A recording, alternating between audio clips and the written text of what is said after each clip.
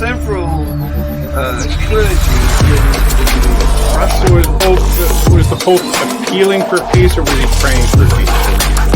And the same applies to the Kaliningrad. Yeah, that's a good question. So what do you have to say about that, guys?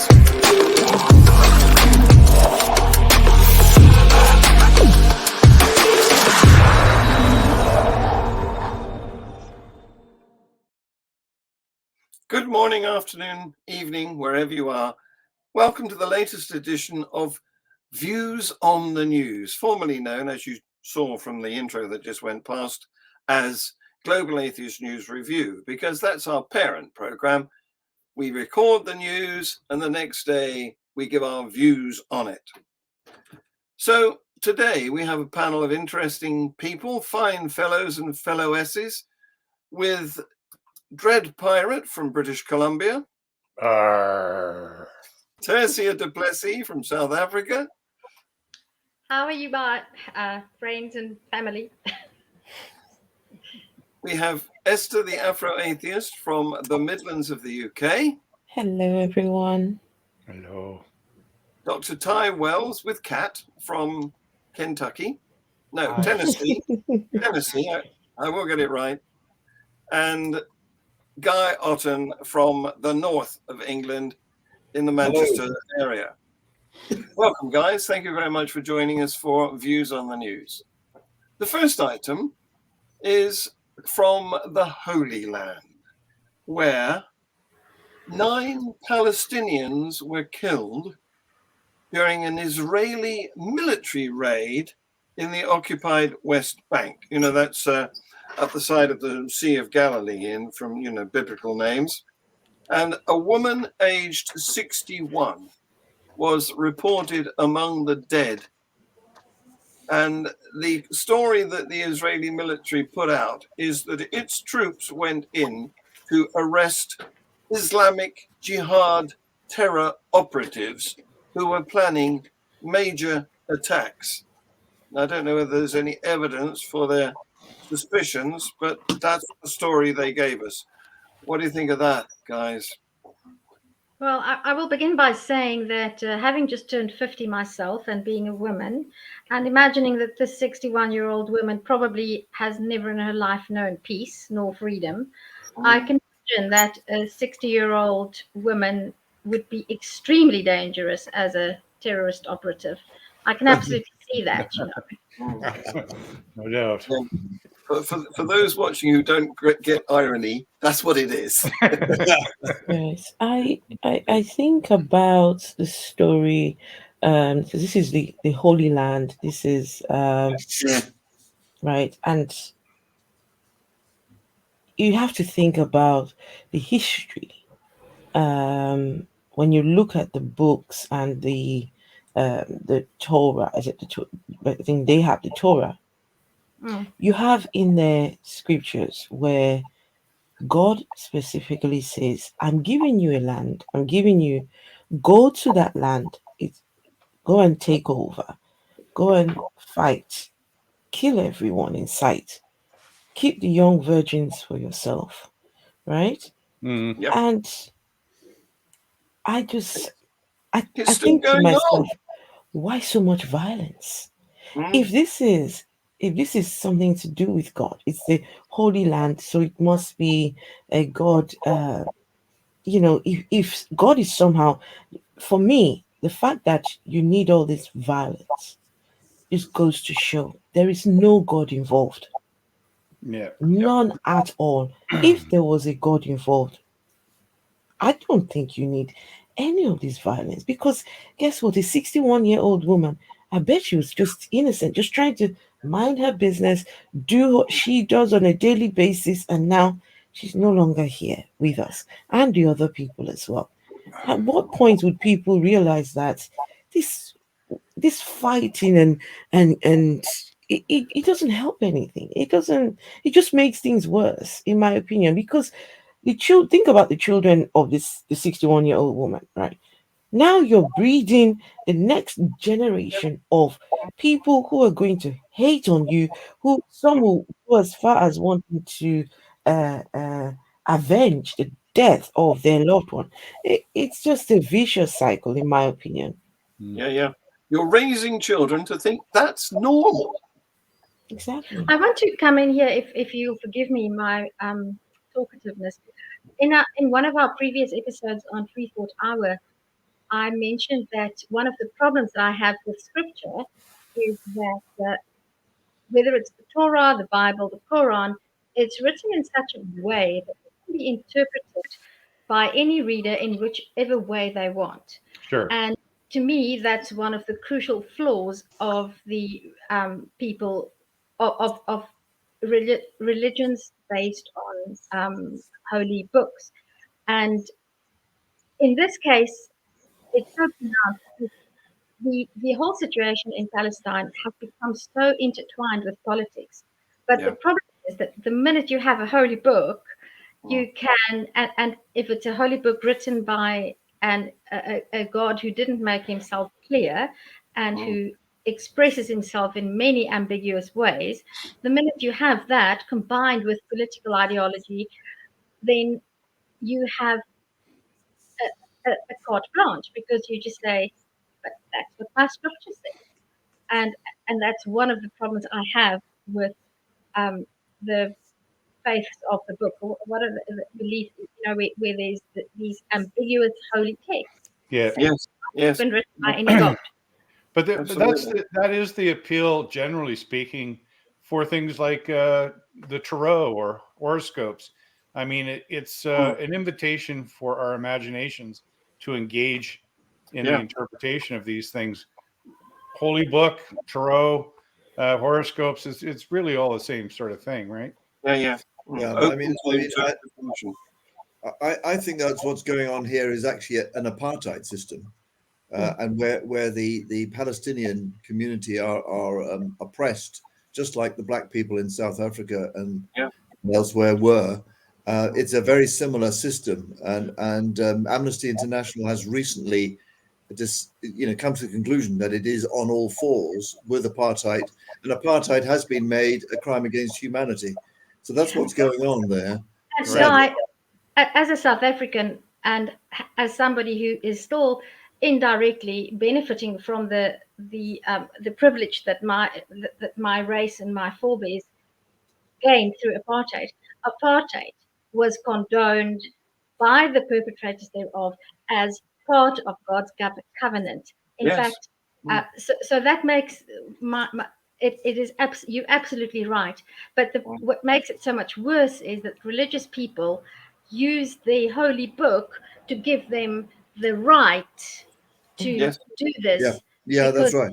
That's exactly what the Jews are doing. That's exactly what the Afrikaners did in South Africa, and I lived through it, and I am an Afrikaner, so I know exactly what the case was.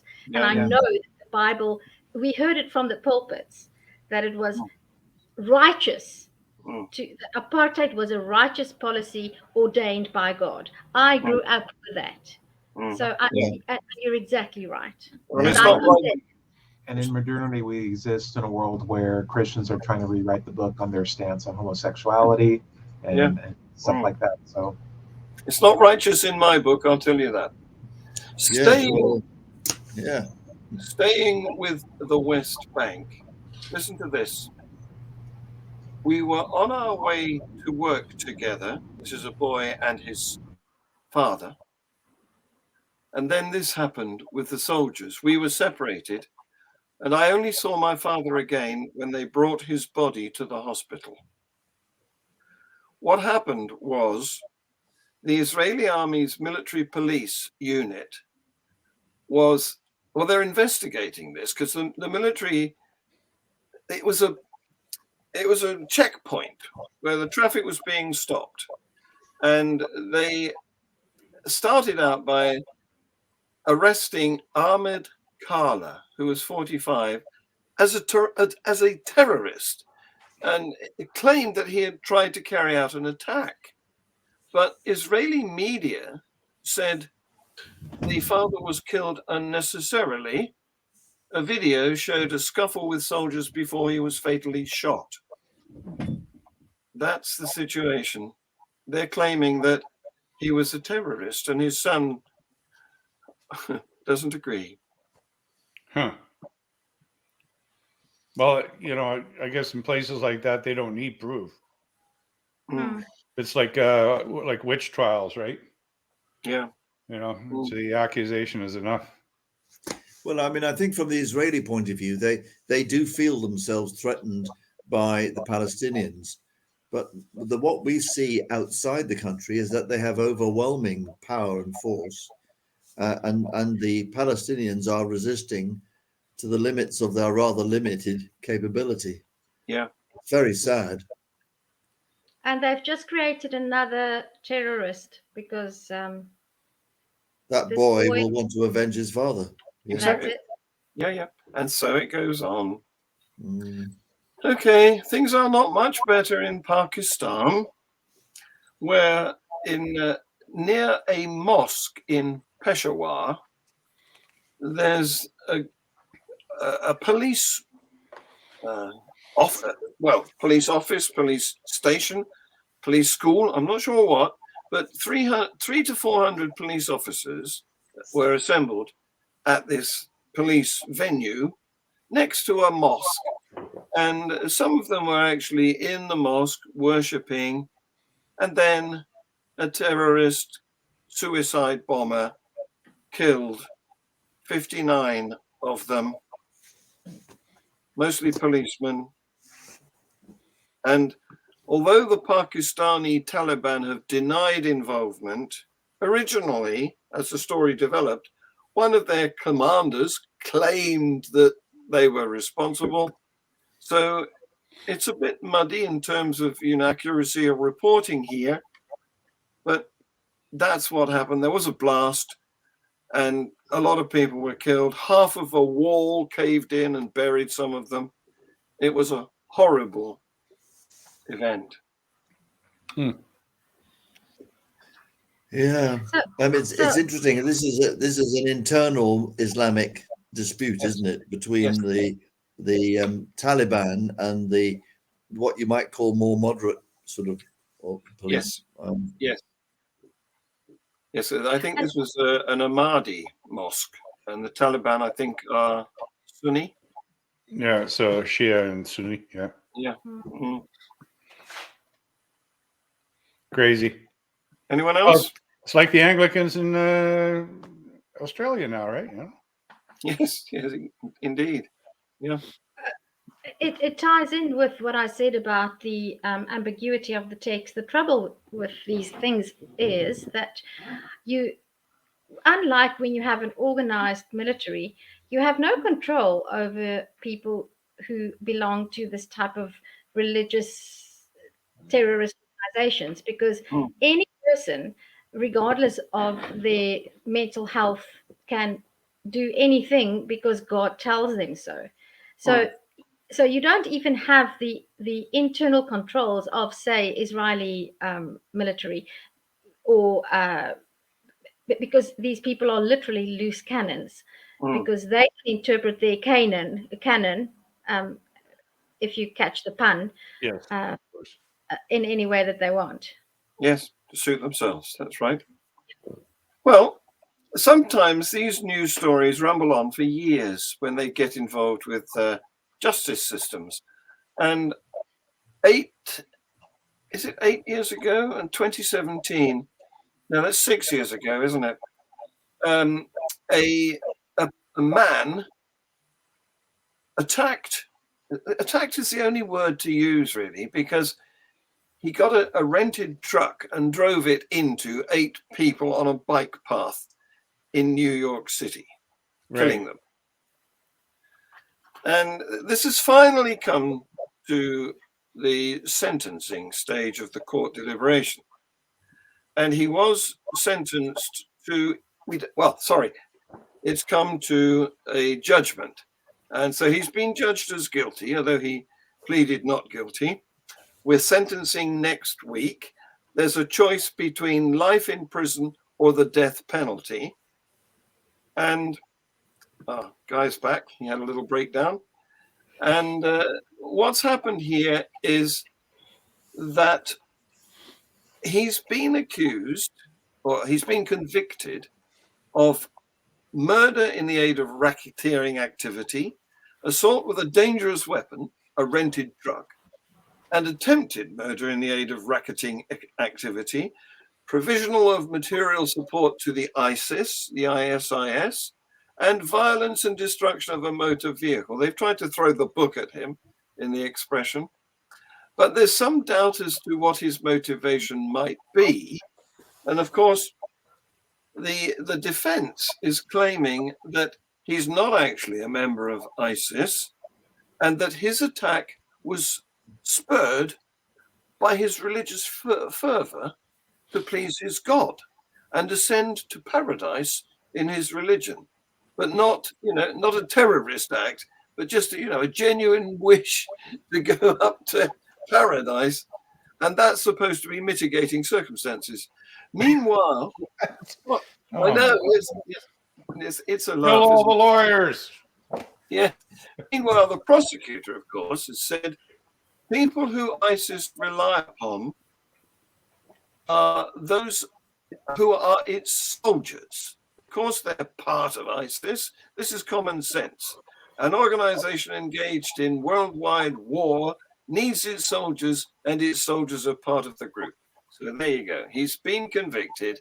We're going to find out next week or sometime soon what his sentence will be. It's not going to be nice. And it seems to me that the case had some question marks over it anyway. So I'm being very precocious tonight because I want to say that the most severe punishment for this person would be to keep him alive as long as possible.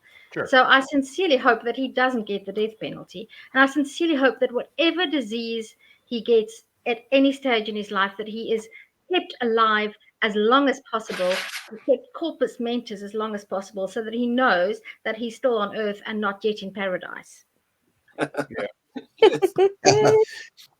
Yeah, I mean, it can say as a lawyer, if he presented that kind of mitigation, that's coming from him. The lawyer's job there is to articulate the defendant's point of view, however stupid it might be. Of course, that's what the defendant says he was doing. Then the lawyer's job is to articulate that. Of course it is. I mean, it doesn't, in my book, constitute one iota of mitigation. In fact, I would take the reverse point of view personally if I was sitting in judgment. Yeah. And if you were the judge, Guy, would you agree with my sentence that you are sentenced to live as long as you possibly can under any circumstances? I don't think judges have that kind of power. Keep him away from like a godlike power. Keep him away from those 72 virgins, eh? Absolutely. I've got serious doubts about whether he is going to paradise, whichever version of sentence he gets. Well, I want him to know that he's not going there anytime soon. I don't believe in it, but he does. So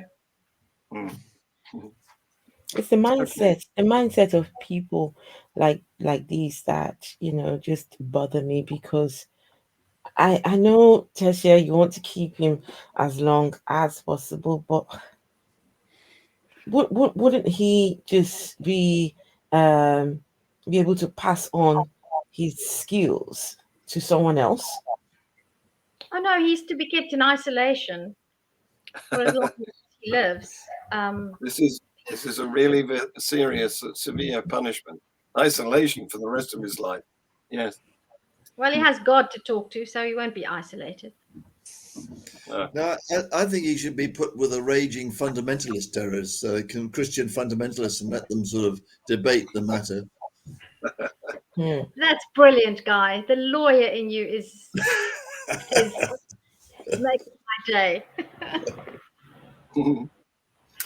So here we come to the UK, to England, in fact, where at Leeds Hospital, not that far away from you, Guy, a student nurse, Mohammed Farouk, was arrested for having a homemade bomb outside the maternity ward of St. James's Hospital on the 20th of January, just a couple of weeks ago.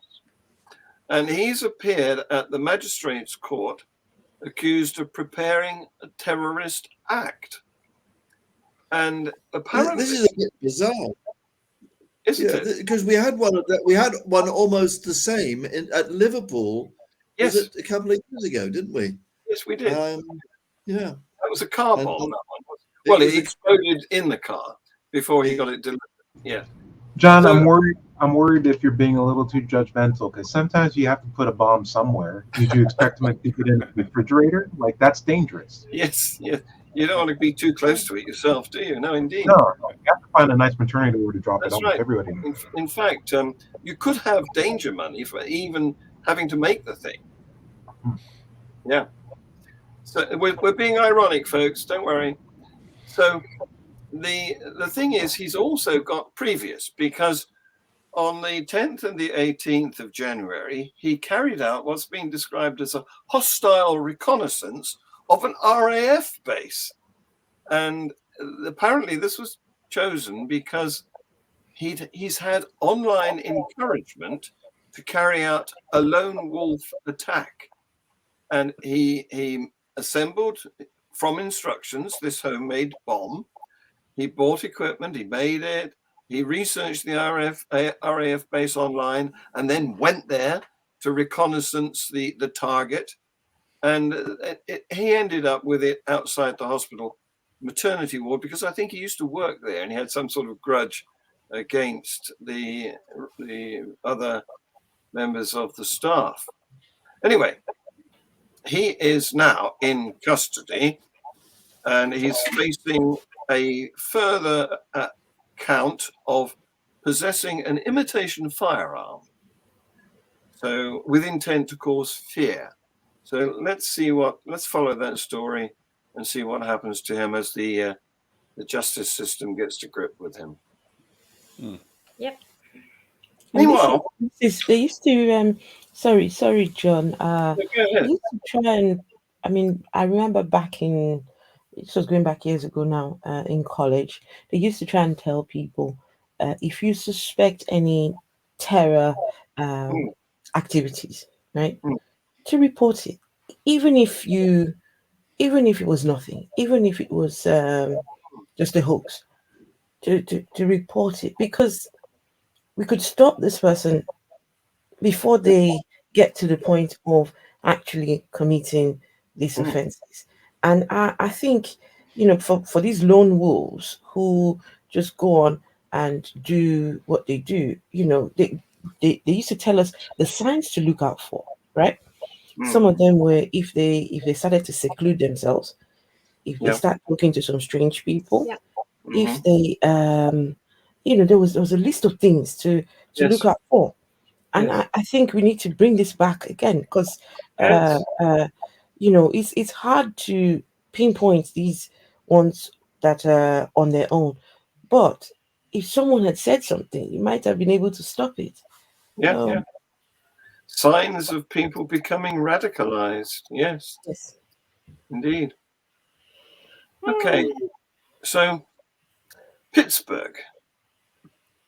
This is there's two major cities in Pennsylvania, isn't there? And this is the northern one up near the lakes, I believe. And there's a school there called North Catholic High School. And a college counselor at the school invited 3 owners of a local store to talk about how they run their small business. It's part of the course on business development and so on.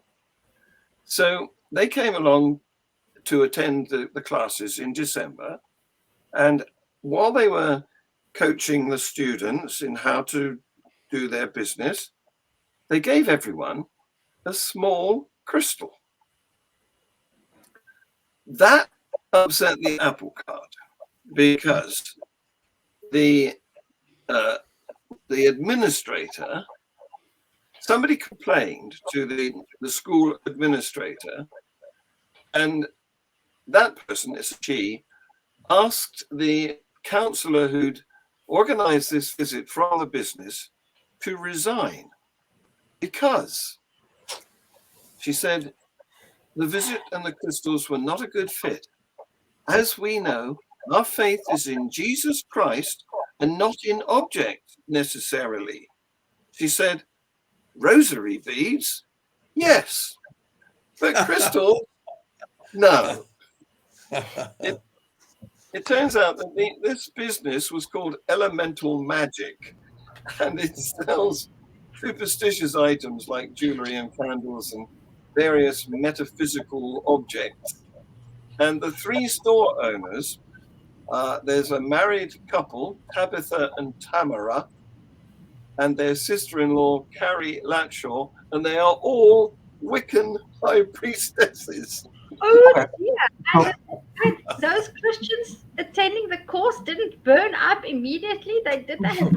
Because if you're Wiccan, you could worship Jesus as part of your cadre of God worship. So it's not there's a path to compromise here. You just make cross-shaped crystals. And I say that in a funny way, but it's also like a Wiccan compatible way. And how many times have you guys seen a cross worn by a Christian with diamonds studded or glass studded? Like there's. Well, I've got to tell you, at the psychiatric unit where I do my humanist chaplaincy, last week there were 2 women with crystals, and unusually then I'm asked to actually hand out rosaries by the Anglican chaplain, which I do, because they're all the patients seem to find comfort in these silly things, but. And I'm not going to judge them if a psychiatric patient feels they get comfort or something from a rosary or a crystal. Say let them have it, Yeah. But can I just, Guy? I'm 100% with you, but the irony is, you might just as well give them a fidget spinner. I don't know if you know what fidget spinners are. Yes. But anything. Yes. Anything I have here, these are like rhinestones that I do crafting with. But when you are anxious and nervous, I can absolutely imagine that playing with beads. In fact, in Turkey and in Greece, they're called worry beads, and men walk around with them, and they're called worry beads because when you're bored, instead of biting your nails or doing sort of weird things. So maybe you should ask the chaplain whether you give them worry beads and just give them the rosary beads because it's exactly the same thing, just a different name. And it serves a very good purpose. Not according to the Catholic school, they're not the same at all. I'm sorry. True. Buddhists have them too. They're called mala beads, and you might have seen with rings, and they just. And it's a well-known psychological help because when you're anxious, it helps. It's like Linus in his blanket. Yes, exactly. Yeah. Or in the setting of the guitar. Or like me and my crochet hook. There you go. Yeah. When I'm anxious, the nice thing is I create something that I can use afterwards, which is much better than sitting with rosary beads. Yeah. Anyway, in the setting of the Catholic Church, the Catholic school, it wasn't deemed appropriate. She's lost her job. She was invited to resign, and they offered her no alternative option. And so she's been on the local TV complaining that unfair dismissal. This is another story that's going to rumble on, I suspect. We'll have to watch how it develops. Again, I just want to make a point that there's room for compromise here. Just how you could have beads included in your crochet, you can also combine those 2 worlds too. Everyone can live in peace. Yes, just learn to work. I agree. Yeah. Now I'm going to show you macrame. Macrame, yes. Macrame. Yeah, same thing. That's when you do the knots. We're getting into the nets again, I see. So I'm going to show you a little video now, and I want to know whether you find it offensive. Take a look at this.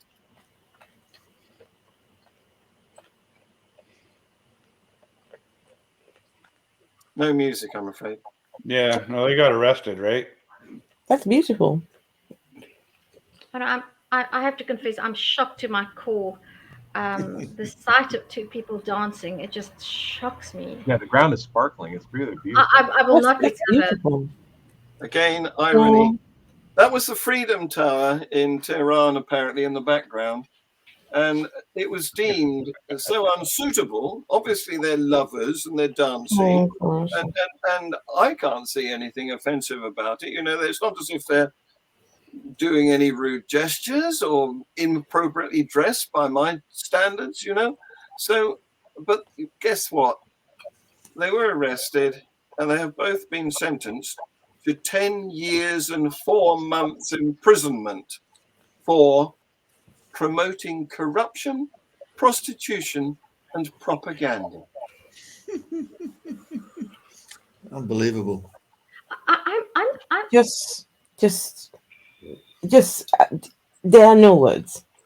Hmm. There are no words. That Yeah. to me was beautiful. I love love. I love love. I love to see Yeah. people in love and just, you know, what exactly is the problem here? They weren't their bodies were all covered up, right? Mm. They weren't. It was just a pull in. There wasn't any kissing. There wasn't any inappropriate touching, that sort of thing, you know. But there are no words. it's a man and a woman showing in public that they're affectionate towards one another. You know, that really shouldn't be done.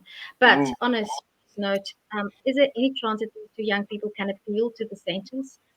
I don't know. It's in Iran, of course, so anything, you don't really have much justice, do you, available? No. Yeah. Because if I imagine my boy or my daughter being jailed for 10 years because of that, Mm. I would. Can you imagine? I mean, their lives are over. Yeah. It's terrible. It's like being in Nazi Germany or Stalinist Russia. It Yeah, is. absolutely. So, ending on a lighter note, guys, this is in South Africa. Tersia, listen up. Whoop whoop whoop whoop. I'm not sure whether that reaction is appropriate when you hear what the item is. Oh. This guy, he's a pastor in South Africa, and he claims to be able to heal people of their spiritual and physical problems with his farts. Yeah. That's not new, Yeah. actually. Our food in South Africa is absolutely spectacular, and it has that effect on people. So I absolutely get it. You should come and visit me. I can heal you for free. Listen, I will happily have Tersia sit on me, fart all day long. I'll take that. I'll take that. Thank you. I mean, isn't that how you get pink eye? I mean, I thought it was a brown eye. Anyway, the final twist to this is his name. He calls himself Pastor Christ Penelope, and he's at Sevenfold Holy Spirit Ministries in the Siandani village, Limpopo. So there you go. If you want to get farted on, that's the place. Well, I'm sure he's not the first one to do that. I've heard of that before. Yeah. That's at the head of these ministries. But I suspect a lot of these ministries are actually sort of businesses. Mm-hmm. I beg to correct you, Guy. Not a lot of them. All of them. Yes. Right. Yes. Yeah. Yeah. I wonder if he charges parts.